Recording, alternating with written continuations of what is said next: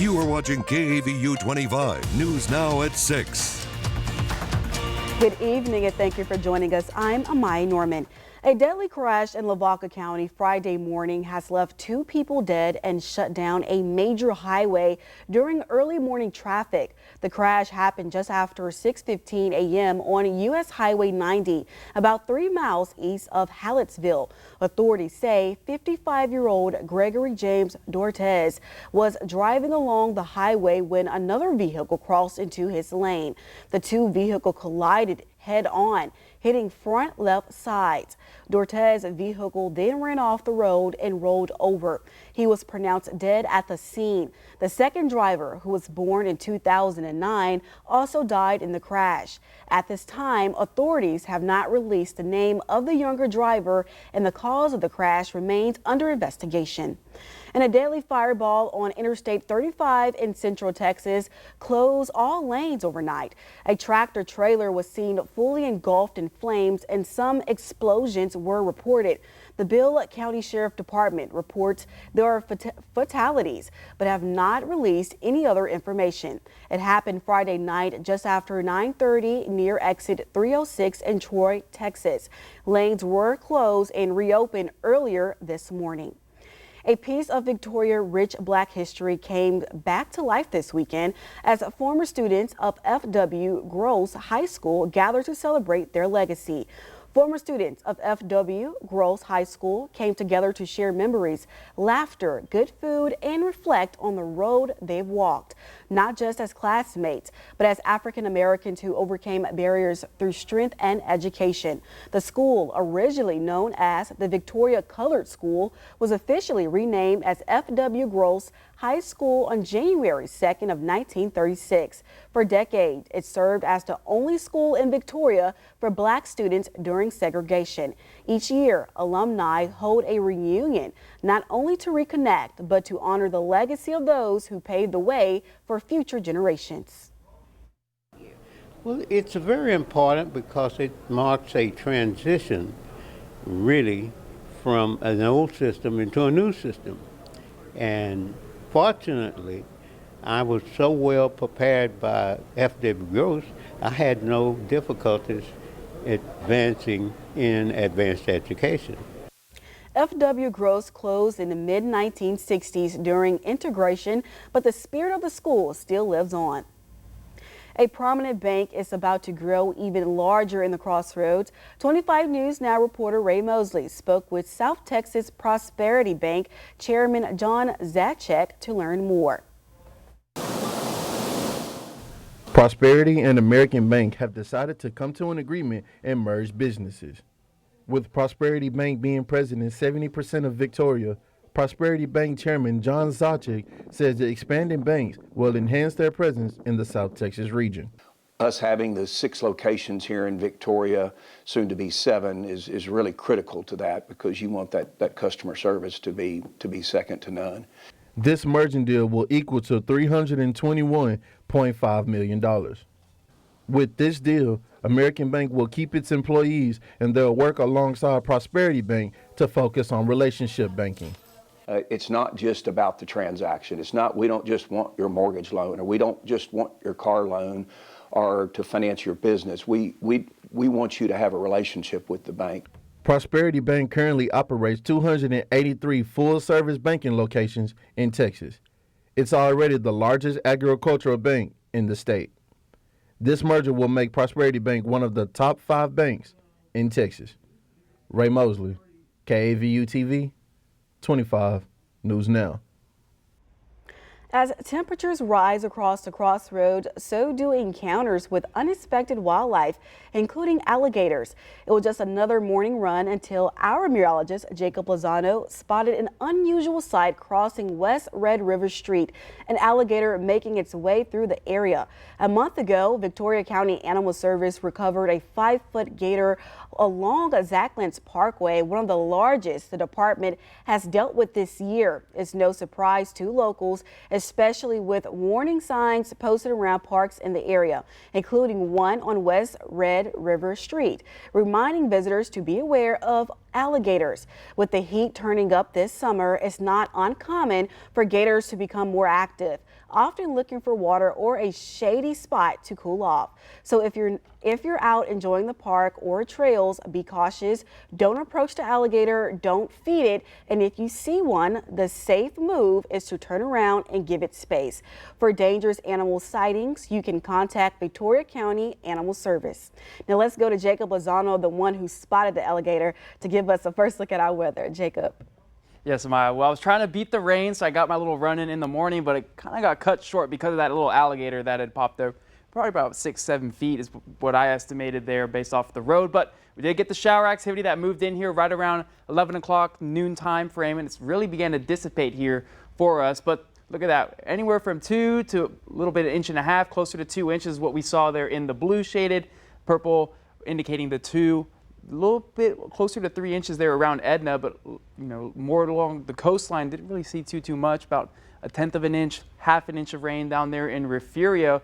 But as of right now, we just have some dying off showers that have just passed Cuero. That's kind of been the common trend as it makes its way towards Cuero.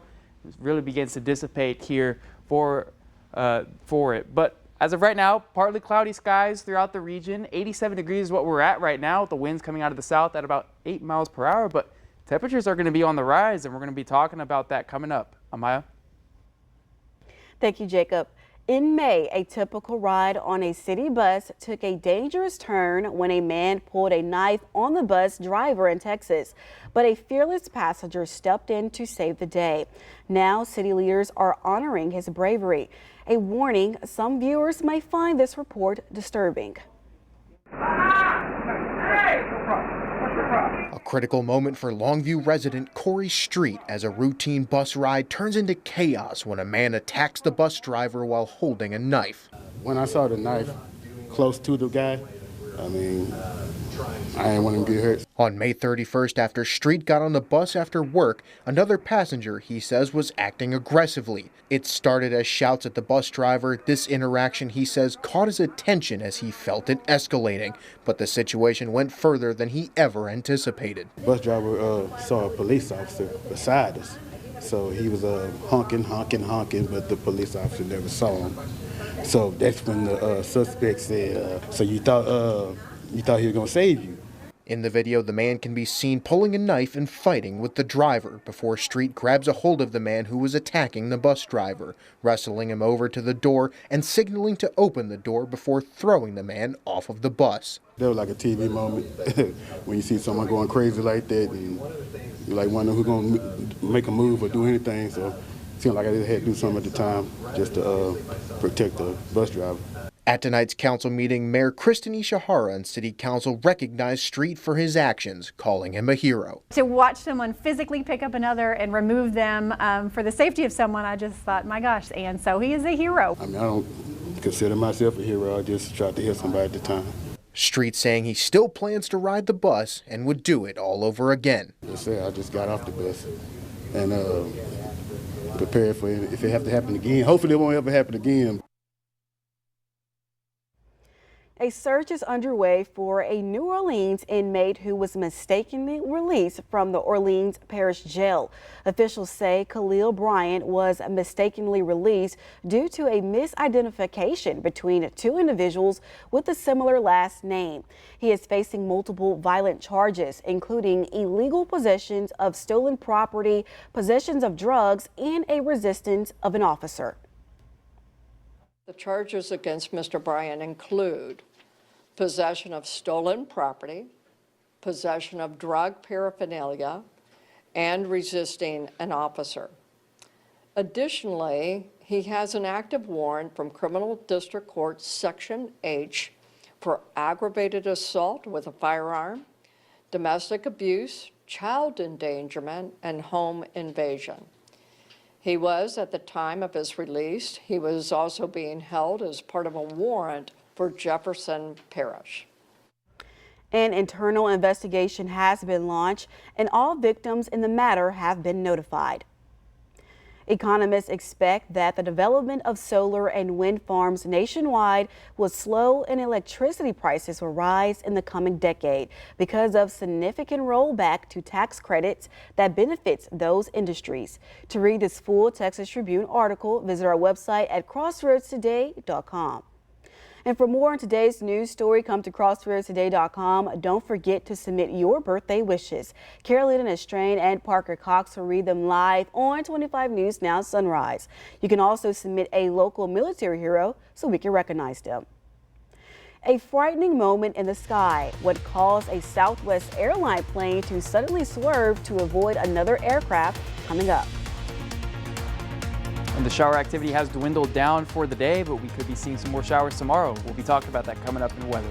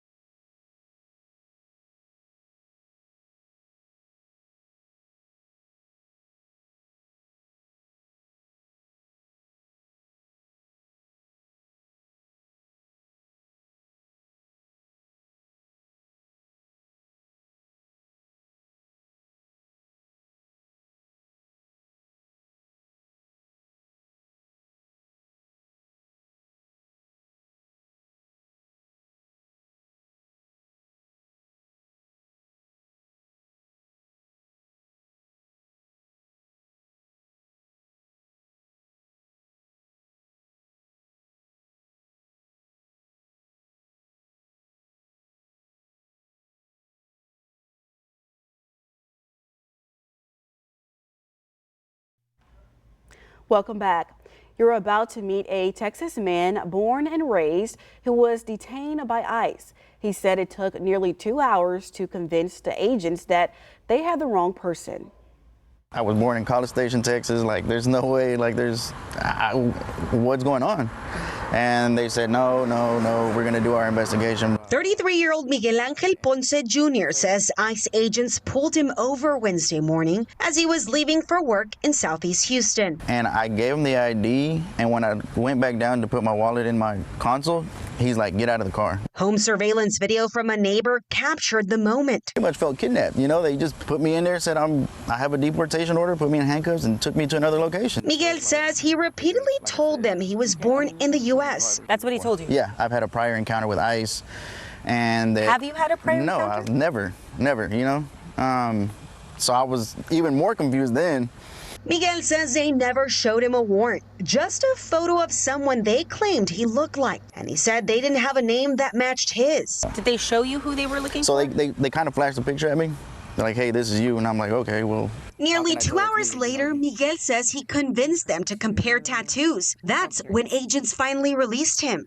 I reached out to ICE, and in a statement, a spokesperson said agents were targeting a violent criminal for arrest in Houston who had been convicted of multiple child sex offenses, who was an immediate threat to public safety. The individual with the same first, middle, and last name bears a striking resemblance to the individual temporarily taken into custody by mistake. When we asked Miguel what he thought of that, it pisses me off because it's like, you didn't tell me what you were looking for, but all of a sudden now that I brought it to light that you pulled somebody over that you don't even know who it was, now all of a sudden he has all these other charges. ICE claims they apologized and took him home, but Miguel says that's not true. And they said, shave your beard off so we won't mistake you again. Now he's shaken and frustrated. Federal agents take an hour and a half, almost 2, trying to figure out who I am. You know, it doesn't make sense. Americans in Boston and Washington, D.C. participated in Families First protest today. It's a part of a national day of action to speak out against the Trump administration policies that harm children, seniors, and families. That includes cuts to essential programs like Medicaid, FEMA, food stamps, school lunches, which Families First say they were done to give tax giveaways to billionaires. Today's protest in Boston was held in partnerships with the Service Employees International Union, and adults of all ages and children were seen at the Family First event in D.C. The frightening scene on board a Southwest airline plane making an abrupt move to avoid an oncoming aircraft. This morning, another frightening air scare. A Southwest flight dropping nearly 500 feet in a desperate maneuver to avoid a possible mid-air collision with a former British fighter jet. Truly one of the most frightening experiences I've ever had. About 6 minutes after takeoff from Burbank, California, headed to Las Vegas, Southwest Flight 1496's cockpit alarm started blaring. Passengers say the Boeing 737 felt like it went into a nosedive. There was about, I would say, an 8 to 10 second drop of free fall. Never experienced that. Everybody in the plane started screaming. Flight radar showing the two planes were just 4.86 miles apart at their closest point. Flight 1496 dropping sharply to increase separation. Southwest Airlines releasing a statement saying the safety of our customers and crew is our top priority. We are cooperating fully with the FAA's investigation. You know, it's going to come back here, I think, to the air traffic control. Why didn't air traffic control move the Southwest jet or give it a vector to move it away from this Hawker Hunter airplane so that the collision avoidance system wouldn't go off? The incident coming just a week after another close call. A Delta regional jet landing at Minot International Airport in North Dakota had to make an aggressive maneuver as a B-52 bomber flying over a state fair crossed directly in its path. The Air Force confirming the crew was not informed about the inbound commercial flight by air traffic control. A federal judge has dismissed a lawsuit against Chicago over its sanctuary city policy. The Department of Justice sued the city, Cook County, and Illinois. The suit said local law enforcement agencies blocked federal immigration law by refusing to participate in enforcement or share the status of criminals.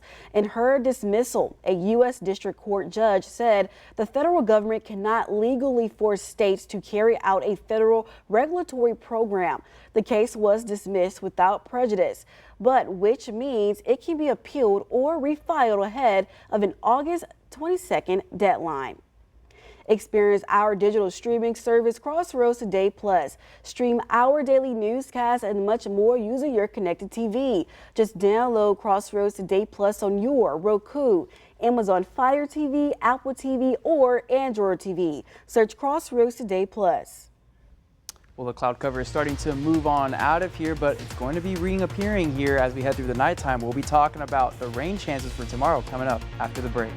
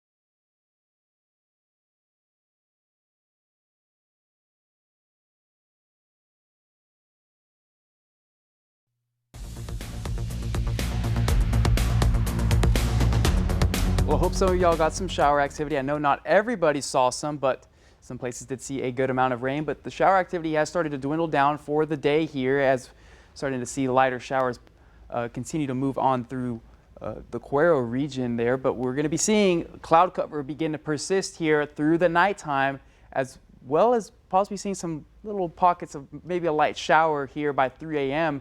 But they're going to be popping once again back up here by 9 a.m. We're going to be waking up to pretty much partly cloudy skies with the chance of a possible shower here. But by the time we get to the afternoon, they'll be popping up once again here, very isolated and scattered throughout the region. So some places will see rain, some places won't. So I can't tell you if it's going to rain exactly at your house, but you do have a chance at some rain. I mean, you can see some decent heavy pockets there of that little darker red there of some heavy downpours for us, but that's going to be dissipating here.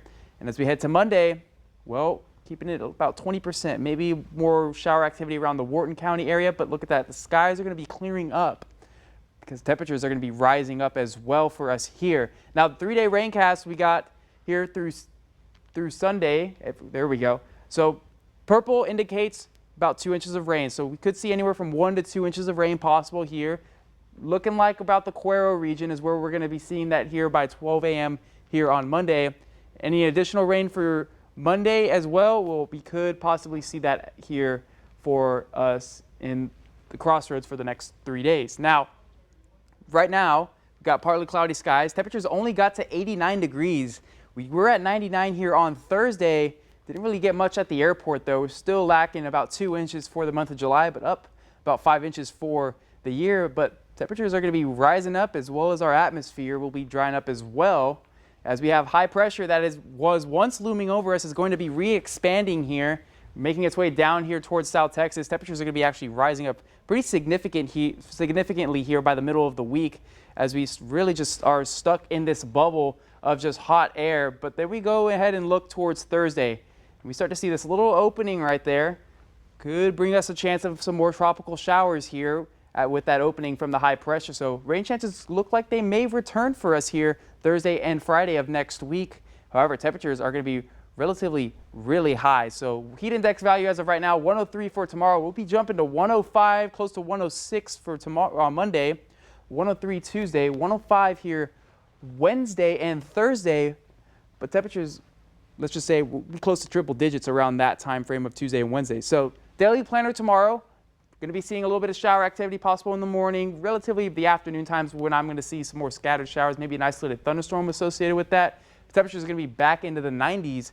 However, Port Lavaca will be seeing those same conditions, as well as Cuero with some isolated shower activity. But look at that. Tuesday and Wednesday is possibly going to be the hottest days of the week, close to triple digits. We're going to continue to watch this as we get some westerly winds from a surface high that's going to be pushing through. Now, don't forget to scan the QR code for more news, weather, and sports. And speaking of sports, we got Trenton. Thank you, Jacob. It is me, Trenton Whiting, here in place of Ray Robinson to deliver some info on local summer sports. Today we'll give a highlight on a swim team making things happen, and obviously some big news out on the diamond here in the Crossroads. All that and more coming up after the break.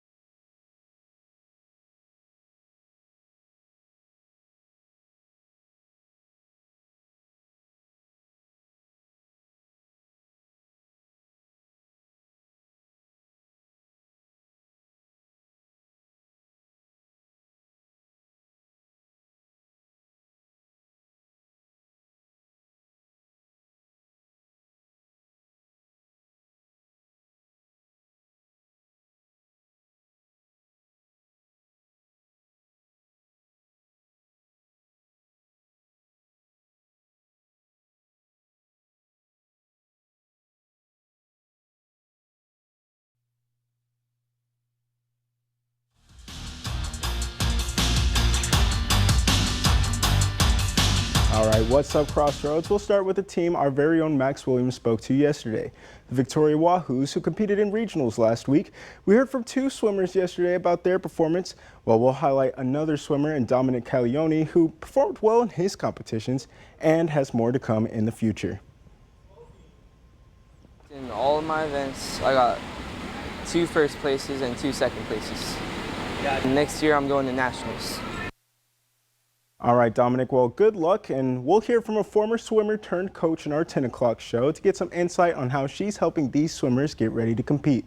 But swimming isn't the only big sport in the summer. Baseball is in full swing, pun intended. And Victoria Northeast is preparing for this season's World Series tournament opener. Representing the Southwest region in the senior division, they'll take on the Central Region winners at 11 tomorrow morning. Central earned their spot in this round with a 9-0 victory over the East region, and East falls to the losers bracket. It won't be an easy battle for your Southwest region winners, but we're wishing them good luck for tomorrow. Another Crossroads baseball team is getting to the toughest part of the year as the Victoria Generals get ready to take on their final regular season series. It'll be just a 2-game stop in Louisiana to take on the Baton Rouge Rougarou. The Generals dominated their last series against this team, winning by a 13-run differential in just 2 games. But with 31 wins and an 11-game win streak, the Generals seem primed to make some noise in the playoffs and go for their second straight TCL championship. Game 1 is tonight at 7 p.m. and we'll have updates and results at 10. We'll turn our attention from a team on a 10-game win streak to a team on a 2-game losing streak, as the Houston Astros have struggled against the A's at home. Rookie Nick Kurtz made history with a perfect day at the plate, including 4 home runs. Pitching health has been a little ugly for the Stros. Brandon Walter went on the injured list yesterday to give the Stros a league-leading 18 players on the IL at this point. With some rehab assignments going as scheduled, help could be on the way, though. They're in action right now trying to avoid losing the series with first-time All-Star downtown Hunter Brown starting on the mound. The A's got the scoring started early in the top of the first, and that's where we currently sit, 1-0. Houston's rivals in Arlington are having a little bit more success, extending a 4-game win streak with the 8-3 victory against the Atlanta Braves at home. Nathan Uvalde pitched 5 scoreless innings in his first appearance since the All-Star break. Jonah Heim hit a solo homer in the second inning for his 9th home run of the season, and 7 players finished with at least 1 RBI. They're playing Game 2 right now with Kumar Rocker taking on Grant Holmes as the starting pitchers. Rangers looking to extend their win streak to 5 games, but Braves get the early start, 2-0. All right, well, that'll be it for your sports. Amaya, back to you. Thank you, Trenton, with the sports for today. Coming up, a brand new species of shark discovery in Kentucky. And this ancient predator had a smile like no other. Coming up.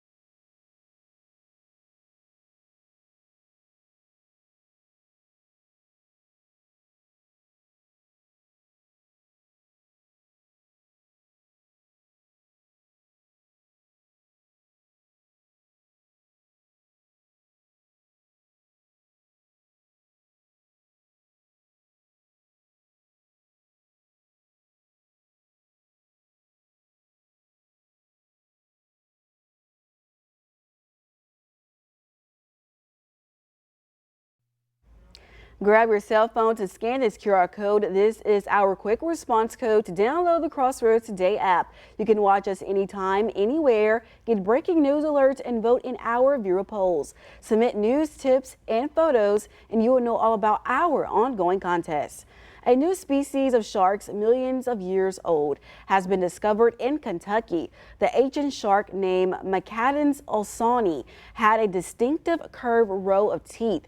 Experts say the unique tooth roll was designed to crush small sea creatures. The fossils were found at Mammoth Cave National Park in a formation estimated to be 355 million years old. The National Park Service say the formation traced back to when Mammoth Cave was submerged in a warm, shallow sea. That's crazy. Wow. I mean, so much we don't know about the ocean. That's why I stay far from there. Never know what's under there. Yeah, I'm good with that. Who do you think would win, a shark or an alligator? Oh, it would be close. It would be close.